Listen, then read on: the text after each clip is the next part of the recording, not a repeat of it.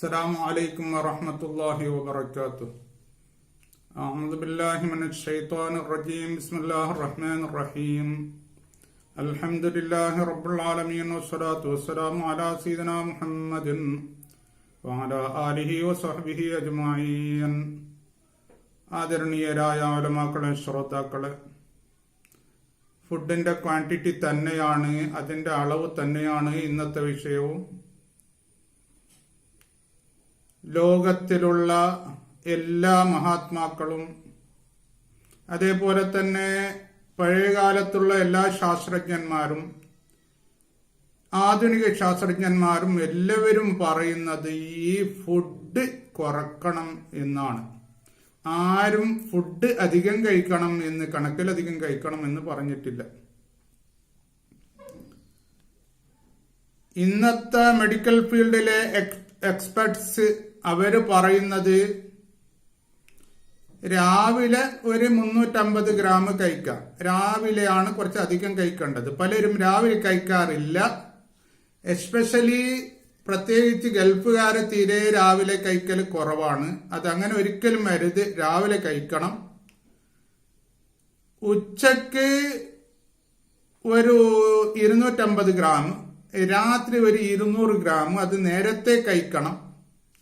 മഗ്‌രിബ് നിസ്കാരം കഴിഞ്ഞ് കഴിച്ചാൽ വളരെ നല്ലതാണ്.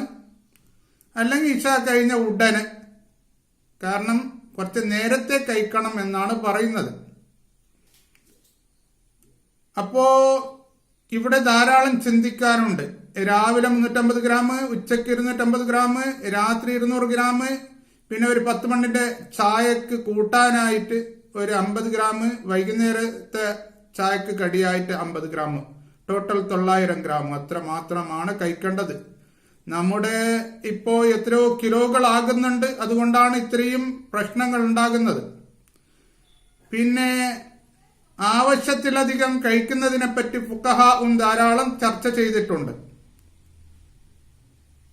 ഇമാം അഹ്മദ് ബിൻ ഹംബൽ റളിയല്ലാഹു അൻഹു പറഞ്ഞത്, നമ്മുടെ ഭക്ഷണം അതില് നാം ഒരു റെസ്ട്രിക്ഷൻ പാലിക്കണം.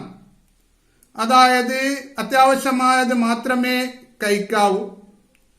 നേരെ മറിച്ച് ഇൽമു പഠിക്കുന്നതാണെങ്കിൽ നമ്മുടെ ജീവിതത്തിലുള്ള നമ്മുടെ ശ്വാസത്തിന്റെ ആ തോതനുസരിച്ച് പഠിക്കണം എന്ന് പറഞ്ഞാൽ അത്രമാത്രം പഠിക്കണം എന്നാണ് പറഞ്ഞിരിക്കുന്നത്. ഇബ്നു സീന പറഞ്ഞത്, ഇഹ്ദറുൽ ബത്തന ഫൈൻ അക്സറൽ ഇലലി ഇന്നമാ തതവല്ലദു മിൻ ഫുദൂലി തആം എന്നാണ്. നിന്റെ വയറ്റിനെ നീ സൂക്ഷിക്കണം. കൂടുതൽ രോഗങ്ങൾ ഉണ്ടാകുന്നത് നാം ഈ അധികം ഭക്ഷണം കഴിക്കുന്നത് കൊണ്ടാണ് എന്നാണ് അദ്ദേഹം പറഞ്ഞിരിക്കുന്നത്. ലോകത്തിലെ പഴയകാലത്തുള്ള ഏറ്റവും അറിയപ്പെടുന്ന ഡോക്ടർ. വീണ്ടും ഇബ്നു സീന പറഞ്ഞു, നീ ഭക്ഷണം കഴിക്കുകയാണെങ്കിൽ അത് ദഹിക്കുന്നതിന് മുമ്പ് ഒരിക്കലും കഴിക്കരുത് എന്ന് പറഞ്ഞിട്ടുണ്ട്. മാറൂഫുൽ ഖർക്കി എന്ന് പറയുന്ന ലോകപ്രസിദ്ധനായ മഹാന് പറഞ്ഞത്, 4 കാര്യമാണ് ഈ ദുനിയാവില് പ്രത്യേകം ശ്രദ്ധിക്കേണ്ടത്. ഒന്ന് മുതല്, ഒന്ന് സംസാരം, ഒന്ന് സ്വപ്നം, ഒന്ന് അവന്റെ ഭക്ഷണം. മുതല് പല നിലക്കും അവനെ അത് കീഴടക്കും. സംസാരം അവനെ അനാവശ്യത്തിലേക്ക് നീക്കും. സ്വപ്നങ്ങളാണെങ്കിൽ അത് അവൻ മറന്നു കളയും. ഭക്ഷണമാണെങ്കിൽ അതവനെ രോഗിയാക്കും. ഭക്ഷണങ്ങള് അതിന്റെ ക്വാണ്ടിറ്റിയും അതിന്റെ ക്വാളിറ്റിയും കൂടി ശ്രദ്ധിക്കണം എന്നാണ് അതിന്റെ അർത്ഥം.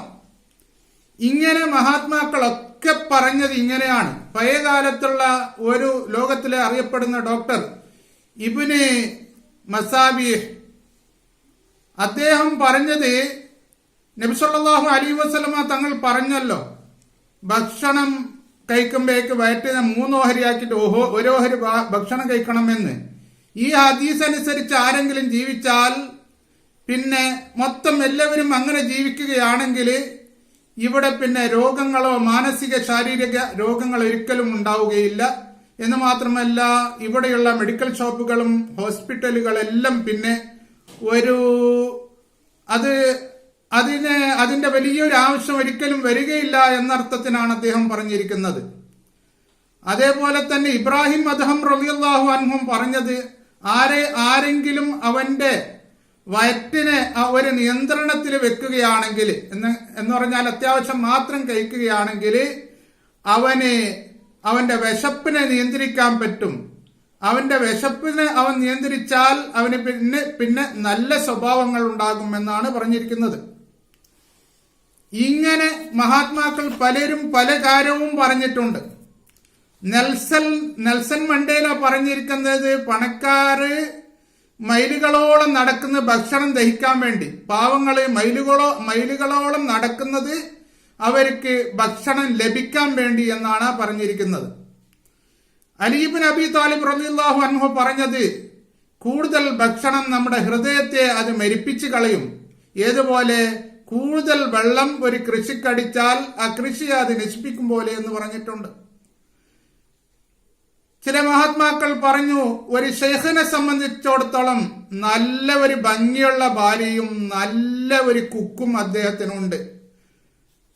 എന്നാല് അവനിക്ക് അത് മോശമാണ്. ഈ ഭക്ഷണം കൊണ്ട്, നല്ല കുക്കുള്ളത് കൊണ്ട് നല്ല ഭക്ഷണം ഉണ്ടാക്കി കൊടുക്കും, അത് കൂടുതൽ കഴിക്കും, എന്നിട്ട് അവൻ രോഗിയാകും. അതേപോലെ തന്നെ ഭാര്യയെ കൊണ്ട് കൂടുതലായിട്ടുള്ള ഇന്റർകോഴ്സസ്, ആ ലൈംഗിക പ്രത്യേക ബന്ധമുണ്ടായാലും മനുഷ്യനെ നശിപ്പിക്കുമെന്ന് ഇങ്ങനെ പലരും പറഞ്ഞിട്ടുണ്ട്. അലി റളിയല്ലാഹു അൻഹു പറഞ്ഞു, വഖാല അലിയും അൽ മിഅദത്തു ബൈത്തുദ്ദാഇ വൽ ഹിമിയത്തു റഅസുത്തിബ് വൽ ആദത്തു തവാൻ സാനി എന്ന് പറഞ്ഞിട്ടുണ്ട്.